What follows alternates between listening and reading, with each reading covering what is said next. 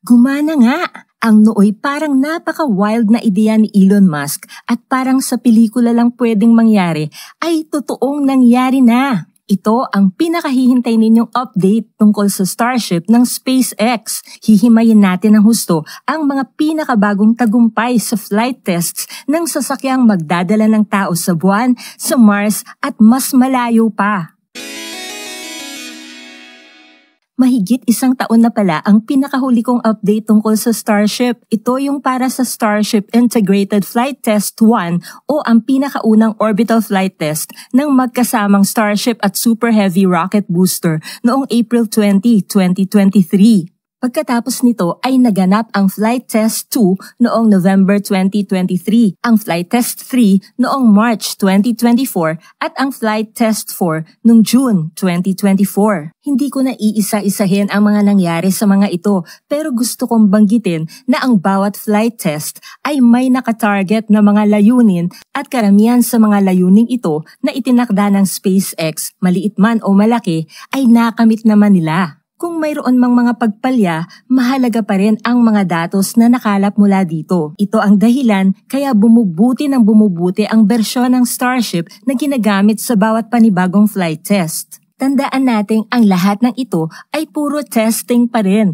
at wala pang sakay na tao. Tinatansya ng SpaceX na mahigit 10 flight tests pang ganito o baka mas marami pa ang kailangan bago ito maging handa para sa regular na operasyon. October 13, 2024 nang naganap ang Starship Flight Test 5. Nag-lift off ang Starship sa ibabaw ng Super Heavy booster mula sa Boca Chica Starbase sa Texas.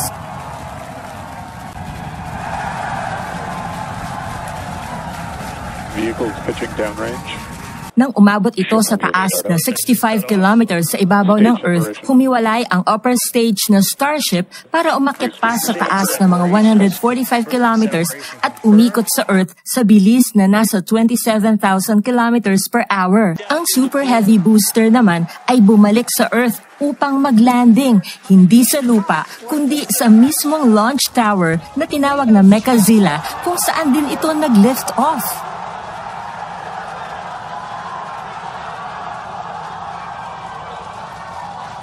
Kung mapapansin natin, walang mga paa ang Super Heavy booster para lumapag sa lupa. Hindi na ito kailangan dahil ang mga braso ng Mechazilla na tinawag na chopsticks ang sumalo sa booster at ang mga palikpik sa ibabaw ng booster ang sumalya para pumirmes ito sa Mechazilla. Ang lahat talaga ay namangha dahil noong una halos walang naniniwala na gagana ang napaka-wild na ideyang ito ni Elon Musk. Hindi birong saluhin ang isang rocket na ang taas ay 71 meters at ang bigat ay mga 250 tons para na itong isang building na may 20 palapag. At hindi rin birong kontroladong pabagalin ang ganito kalaki at kabigat na rocket na bumubulusok sa bilis habang bumabagsak galing sa langit at eksaktong ma-shoot sa chopsticks. Wala na sigurong makakaisip at tataya upang subukang gawin ang ganito, kundi isang Elon Musk lang. Kahit ang mismong mga engineers ng SpaceX ay hindi naniwalang uubra ang ideya, maliban sa isa, si Stephen Harlow, ang kasalukuyang direktor ng Starship Vehicle Engineering. Para mas maunawaan natin ang pinagsimulan ng ideyang ito, balikan natin sumandali ang panahong pinag-iisipan pa lang ng SpaceX team kung paanong landing ang gagawin nila sa dambuhalang Starship. Ayon sa biography ni Elon Musk na isinulat ni Walter Isaacson, bago matapos ang taong 2020, ilang araw pagkatapos ng Pasko, kailangan na nilang magplano kung anong klaseng mga paa o landing legs ang ilalagay nila sa Starship. Ang pangunahin nilang kailangang ikonsidera ay ang mabilisang kakayanan ng SpaceX na magamit uli ang Starship o ang rapid reusability nito. Para kay Elon Musk, upang ang ating sibilisasyon ay makabiyahe sa mas malalayong planeta, kailangang ang mga rockets ay parang eroplano lang. Pagkalipad ngayon, lalapag ito mamaya at maya-maya rin ay pwedeng lumipad uli. Ng panahong iyon, naaasahan na ang Falcon 9 bilang kaisa-isang reusable rocket. Humanga ang lahat sa abilidad nitong makabalik at maglanding ng ligtas sa Earth gamit ang landing legs. Pero hindi ito ang nais ni Elon Musk para sa Starship. Para sa kanya, makakadagdag pa sa bigat ang mga paa. Sa brainstorming ng SpaceX team, iminungkahi ni Elon na, ano kaya kung gamitin nila ang tower upang saluhin ang Starship? Ang tower na tinutukoy niya ay ang ngayoy tinatawag na nating Mechazilla. Nauna nang naisip ni Elon na gagamitin nila ito upang siyang magpapatong ng Starship sa Super Heavy booster. Lalagyan nila ito ng mga braso na siyang kukuha ng Super Heavy booster, ilalagay ito sa launch mount, tapos ay kukuhanin naman ito ang Starship at ipapatong ito sa ibabaw ng booster. Magandang ideya, hindi ba? Pwede at makatotohanan. Pero ngayon, sinasabi ni Elon sa kanyang mga engineers na ang mga brasong ito ng tower ang siya ring gagamitin nila upang saluhin ang booster. Pagbalik nito galing sa space, marahil ay inisip ng mga engineers sa meeting na yon na nababaliw na yata ang boss nila. Ang inaalala ni Bill Riley, ang kasalukuyang Vice President para sa Starship Engineering, paano kung pagbaba ng rocket papunta sa Mechazilla, sumalpok at gibain nito ang tower? Naloko na dahil lalo nang nabulilyaso ang misyon at lalong tatagal bago makapag-launch ulit ng susunod na rocket. Gayunpaman, sinabi niyang pag-aaralan pa rin nila ito. Si Andy Krebs, direktor naman ng Starship Launch Engineering, ang nagsabing akala nila ay nagbibiro lang si Elon, pero kinalaunan nakita nilang, aba, seryoso pala ito. Lumipas ang ilang linggo at kailangan na nilang magdesisyon. Nagtipon uli para sa brainstorming ang mga engineers at karamihan sa kanila ay hindi boto sa ideya ng boss nilang gamitin ang tower para saluhin ang booster. Makalipas ang isang oras, halos lahat ay sumasang-ayon sa mas subok ng paraang lagyan ng landing legs ang booster gaya ng sa Falcon 9. Pero si Stephen Harlow ang bukod tanging kampi sa kanyang boss at nakipaglabang bakit nga ba hindi nila subukang gamitin ang tower. Sa gitna ng mahaba at mainit na debate ng mga engineers, nagsalita na si Elon Musk at sinabi kay Stephen Harlow na dahil naniniwala siya sa ideya, siya na ang mamamahala para isakatuparan ito. At nabuo rin ang desisyon. Sa parehong pagpupulong ay binanggit ni Elon ang isang eksena sa pelikulang Karate Kid kung saan humuhuli ng langaw ang karate master na si Mr. Miyagi gamit ang chopsticks. Dahil dito, tinawag niyang chopsticks ang mga braso ng tower na huhuli sa Starship booster at ang tower naman ay tinawag niyang Mechazilla. At heto na nga, pagkalipas ng 4 na taon mula nang inisip pa lang ito ni Elon Musk, naisagawa na ng SpaceX ang kanyang kakaiba at nobel na ideya. Unang tangka nilang subukan ito at tagumpay agad. Hindi ko lang alam sa inyo, mahal kong Infomates, pero ako, sobrang galing na galing ako sa nangyari. Mahilig ako sa sci-fi movies at yung napanood ko ngayon ay higit na dinaig ang karamihan sa mga sci-fi movies dahil ito ay totoong nangyari at totoong gumagana. At dahil gumagana nga ang ganitong sistema, malaki ang bawas sa bigat ng rocket kumpara kung mayroon itong mga landing legs. Ibig sabihin, yung bigat na natipid ay pwedeng gamitin para sa payload o magiging sakay na kargamento at tao ng Starship. At dahil din dito, mas mabilis nang magagamit uli ang booster.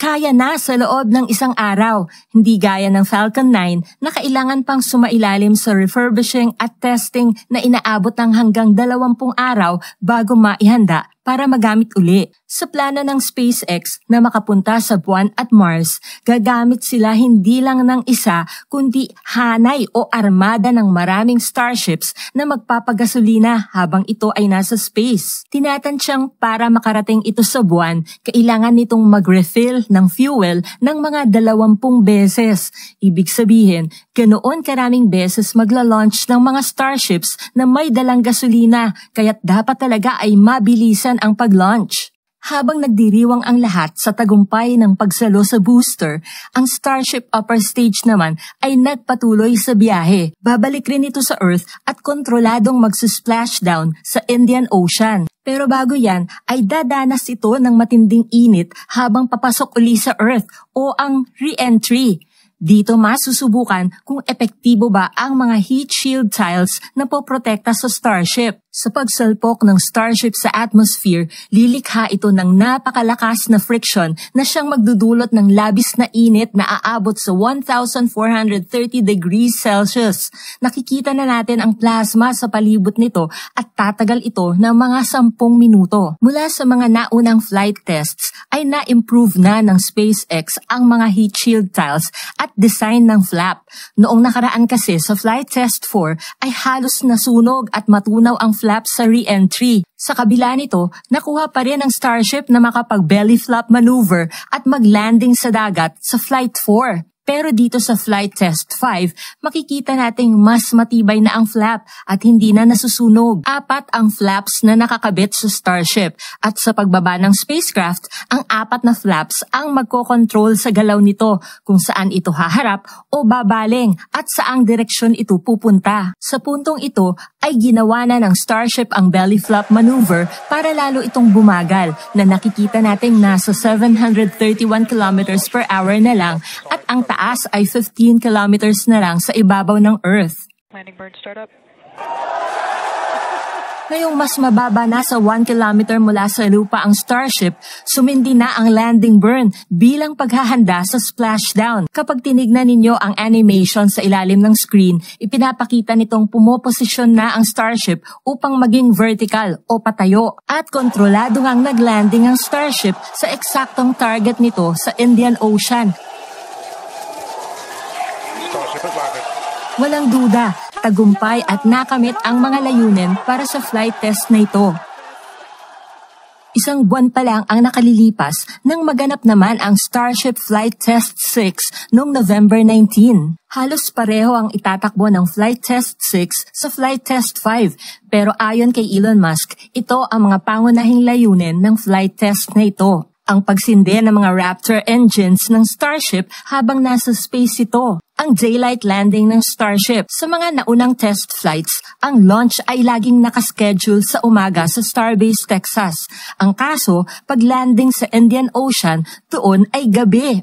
Para dito sa Flight 6, ginawa nilang hapon ang launch para pag-landing nito sa Indian Ocean ay may araw naman. Sa gayon, mas kita sa video ang landing. Susubukan rin nila dito ang mas matarik na anggulo ng re-entry kaya aasahang mas mainit ang temperaturang mararanasan ng Starship.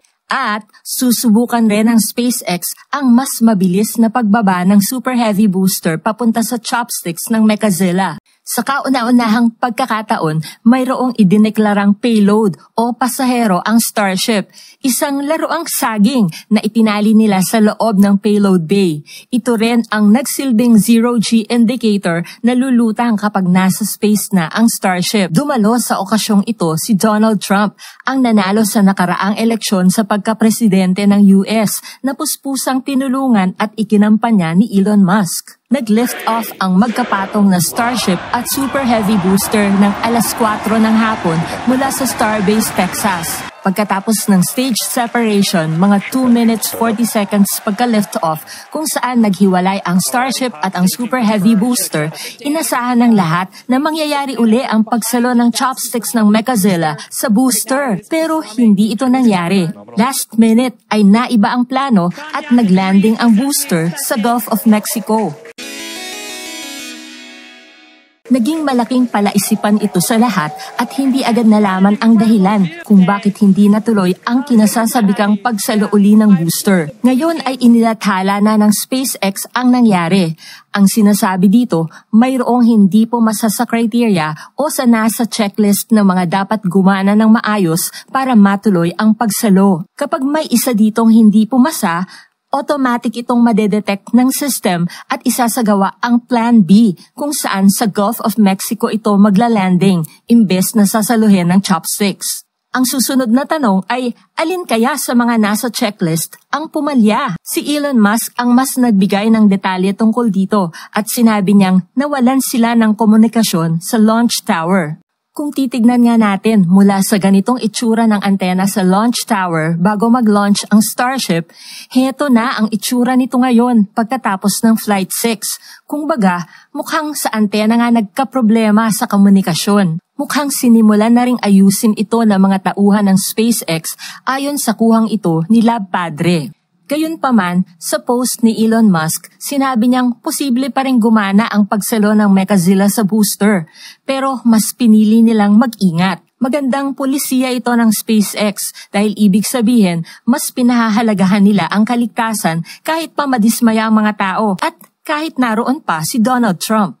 Nagpatuloy ang biyahe ng upper stage Starship at makikita natin dito ang saging sa loob ng Starship nang ito ay nasa taas na 190 kilometers sa ibabaw ng Earth. Mga 37 minutes 49 seconds pagka-lift off sa taas na 136 kilometers sa ibabaw ng Earth ay isinagawa ang isa sa mga layunin ng Flight 6 na pagsindi ng mga Raptor engines ng Starship habang nasa space ito. Mga 47 minutes pagka-lift off, nagsimula na ang pagpasok muli ng Starship sa atmosphere ng Earth o ang re-entry. Ang isa pang layunin sa Flight Test 6 ay ang sumailalim ang Starship sa mas mainit na re-entry. Nakamit din ito ng SpaceX dahil tagumpay na nalagpasan ng Starship ang bahaging ito ng biyahe. Binanggit rin ng mga hosts na may iba pang mga eksperimento silang ginawa sa Flight 6, partikular sa mga heat shield tiles. Mahigit 2,000 tiles ang tinanggal nila dahil gusto nilang tignan kung hanggang saan ang kakayanin ng Starship kapag matanggal ang mga tiles na ito. Patuloy pang bababa ang Starship at pagdating sa mga 18 kilometers sa ibabaw ng Earth, ginawa nito ang belly flop maneuver kung saan ang tiyan nito ang nakaharap sa lupa upang tumulong na mas bumagal ang spacecraft. Nang mas mababa na ito sa 1 kilometer mula sa lupa, sumindi na ang Raptor engines para sa landing burn upang pumosisyon na ang Starship na pa-vertical bilang paghahanda sa landing.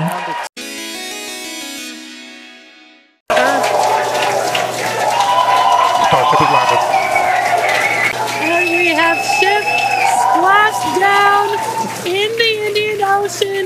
At tagumpay ang splashdown.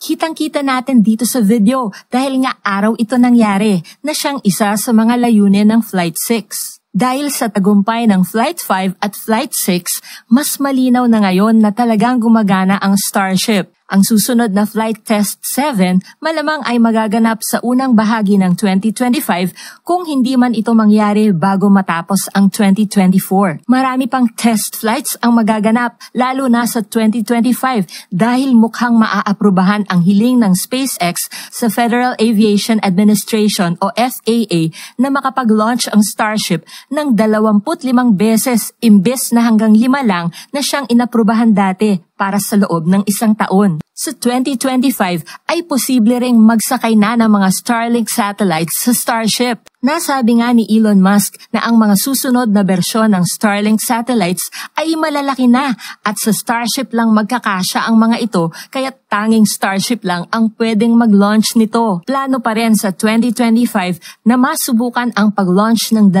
Starships na magtatagpo sa space upang makapagkarga ng propellant.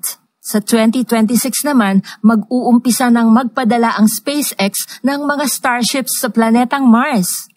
Sa 2026 kasi ang susunod na pagkakataon kung kailan mas magkakalapit ang Earth at ang Mars na nangyayari lamang tuwing 26 months. Ang pagkakataong ito na tinatawag na launch window ay tatagal lamang ng 2 hanggang 3 buwan. Importanteng dito mag-launch ang Starship upang makatipid sa panahon at propellant. Wala pang sakay na tao ang mga biyaheng ito sa 2026.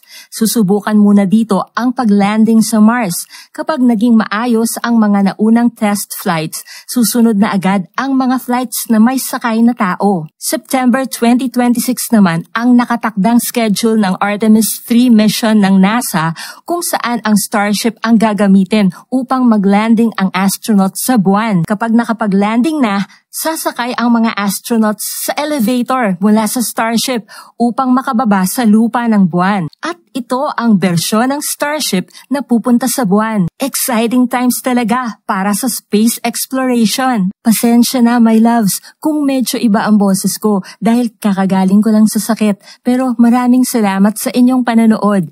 Maraming salamat rin Miss Julie Wisconsin. Happy birthday Christian of Travel with Christian. Joseph Ayunting, Chanelo Gela, and Black Whites. At happy 3rd birthday, Lorcel! Maari nyo ring suportahan ang channel na ito kapag linik nyo ang thanks button sa ibaba. Kung may natutunan kayo o nag-enjoy kayo sa video, huwag nyo sanang kalimutang mag-like, comment, share, at mag-subscribe na rin.